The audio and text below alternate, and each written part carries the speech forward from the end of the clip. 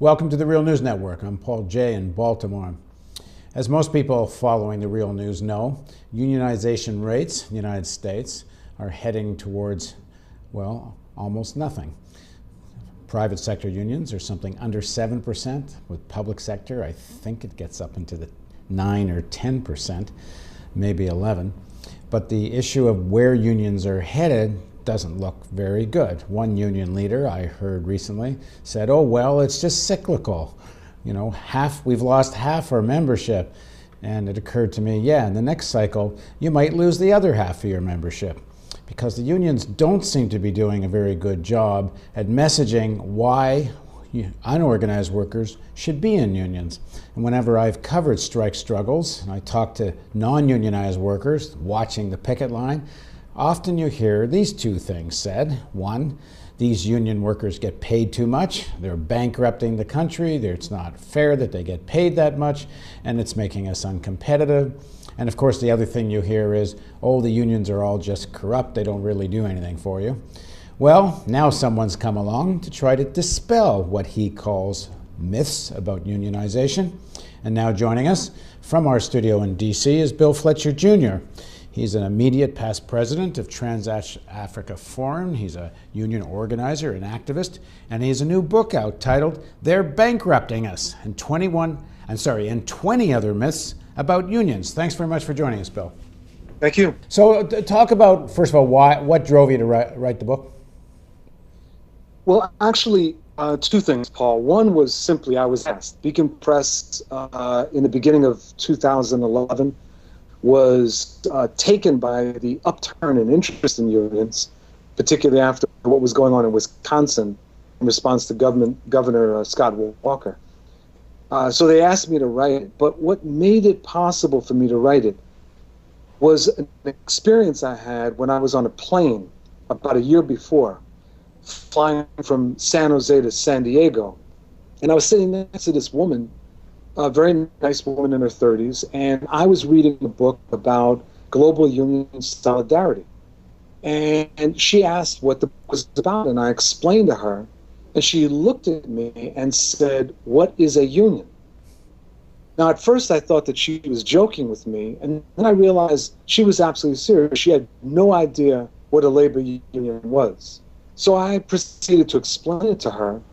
As I was explaining it to her, she was nodding her head, and I realized she was nodding her head that way that someone does when they have no idea what you're talking about. So when I wrote this book, I was actually writing the book for her. And each chapter dealing with myths or broad brush criticisms is really written as a conversation with her or people like her who are not necessarily opposed to unions, but often have no clue as to what a union is. Let's start with the one that's the title of the book, "They're Bankrupting Us," because I hear that a lot from workers that have lower paid jobs, that they resent union sector high wages, they particularly resent public sector wages, and instead of them getting organized and trying to get higher wages, they think what would be better for the economy is if the higher paid workers got paid less. That's true. That is a very common myth. And there's a few different things I would say about that. One is that at a certain point in the history of the U.S., when unions were much stronger and they were driving the economy in many ways, not controlling, but driving things, what you'd have is with higher wage jobs, non-union competitor companies would also feel compelled to raise their wages because they basically wanted to keep unions out, so they wanted to be competitive. As our percentage of the workforce shrank, the non-union companies felt less compelled to do that. And this gap widened between what unionized workers were facing and non-union workers were facing. Second thing is that it's very common for people to blame others who are weak or actually scapegoated rather than to identify the real source of the problem. For those non-union workers you're talking about, the problem is not unionized workers, the problem is the wealthy. The problem is those that are controlling the economy who are basically robbing from people like those non-union workers who maybe 20 or 30 years ago would have actually been in a union. A third thing is that in the public sector, this notion that the unions are a problem is completely misplaced, because the problem is revenue. The problem isn't the unions. The problem is revenue. And there have been decisions made by various governments, largely by Republicans, but also by Democrats, that instead of raising taxes on the wealthy, they'd instead go after gouging the workers. And therefore, to focus on the pay, salary of the workers, rather than figure out how do we get more revenue into the economy. Well, part of the argument goes, when you talk to some workers who believe this, is they think there'd be more jobs if only higher paid workers were paid less, then there'd be more jobs to go around. I mean, what's the truth of that? Well, the truth of that is demonstrated by what happened over the last 30 years in the southern part of the United States with the textile industry. So you had the textile industry that went from unionized, the pretty unionized northeast of the United States into the south, into largely non-union facilities, and then kept going south into the Dominican Republic, into Mexico, off to China or Vietnam.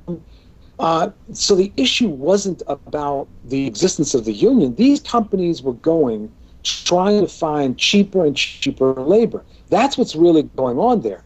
And to the extent to which you have parts of the United States, large parts of the United States now, that have no unions, it becomes easier for these companies to play us off against one another.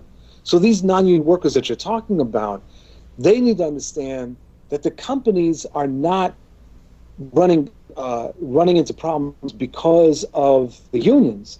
Very often they're running into problems because of their own market strategies, because they refuse to keep up with the technology.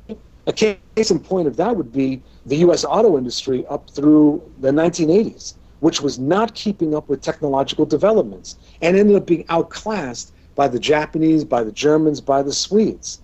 Yet it is easier to blame all of this on the unions. Now, one of the other myths you talk about in the book, you say is a myth, which is this issue that unions are corrupt. But certainly there has been a lot of problem with corruption in unions. So why do you consider that a myth? Because in the United States there's corruption. See, what's interesting, and particularly if you watch some of these right-wing television programs, they will focus on an example of corruption in a union as a way of saying that unions are the problems. Yet, I don't remember any of these right-wingers talking about when Bernie Madoff carried out his scandal that maybe we should get rid of capitalism.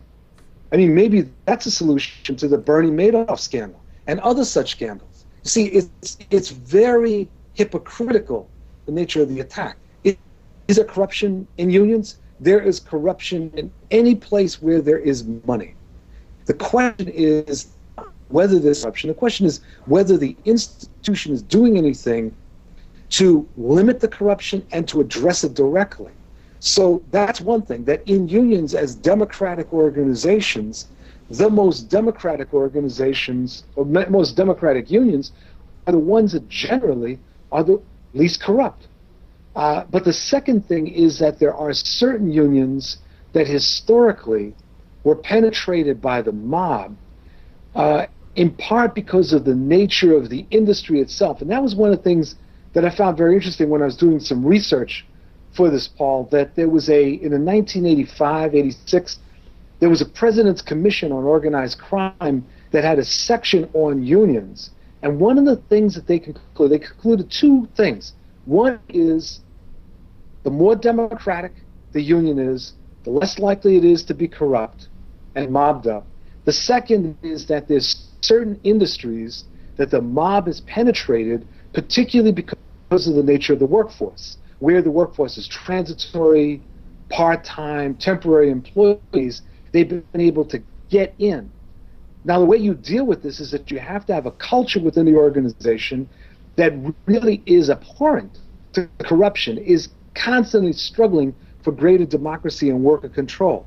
So of course there's corruption, and there's been corruption. But what you can see in the union movement is a constant struggle, usually by rank and file members, for real democracy and against corruption. That's more than you can say about Wall Street. Now, one of the things which I find hard to understand is I see little to none campaigns by the unions in a broader way explaining why unionization is good for unorganized workers. We know the unions have poured tons of money into funding for Democratic Party election campaigns on television. And I guess when they do specific organizing efforts at a specific plant or hospital or whatever, they put money into that. But in terms of general education of the public and the broad section of unorganized workers, I never see anything that explains why a union's good. And as you're doing in your book, trying to dispel myths. Yeah, well, yeah, I mean, it's interesting, Paul. So, first of all, there actually have been, over the years, periodically, certain public relations campaigns by unions to talk with the public about why unions are good. They have happened. But you see, what I would argue is that that's not enough. That if you want to convince the public that unions are good, you need a combination of PR, books like mine, but most importantly, you have to position the unions so that they are perceived as organizations that are fighting for the public. For example, the Chicago Teachers Union, right, which has an immense amount of parent support. Why? Because parents see in the union that the union is fighting not just for the teachers, but for them. Or back in 1997, when the Teamsters went on strike against the United Parcel Service, they had tremendous support from the public because they had built up a lot of goodwill, because they convinced the public and they framed the issue that they were fighting for is that they were fighting on behalf of the need of workers for full-time jobs. And the public loved this. So I think that winning the public is not by any stretch of the imagination impossible, but you need a combination of good PR, yeah, but Bill, I'm not talking about winning the public. I'm talking about talking to unorganized workers, who, as we know, is by far the majority of workers, and talking to them about why they should be in a union. And I don't see that. I mean, when you're talking about public campaigns, that's also an issue, of course. I can't remember the last time I saw an ad for buy union. When I was a kid, I used to see those ads all the time. I talk to union leaders now. Why aren't you guys pushing buy union? And occasionally you see buy American, but it could be buy non-union American if you follow that campaign, not buy union. They've become so defensive and almost defeatist about their own image. They don't even try buy union campaigns. But I'm talking about talking to unorganized workers in a broader way. In order to talk to workers, unorganized workers, non-union workers, and to win them, in addition to organizing campaigns, you have to position the union movement so it's perceived on a regular basis as fighting for more than just union workers.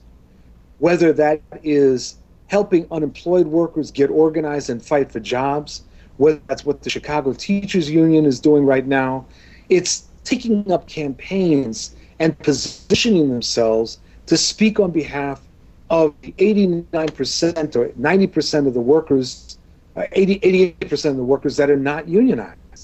That's what we need. We need union leaders that are in fact labor leaders. And that's the challenge, Paul, and I think that's what you've run up against, where you have union leaders that treat their responsibility as that of the head of a trade association rather than a trade union. Thanks very much for joining us, Bill. Thank you. Thank you for joining us on the Real News Network.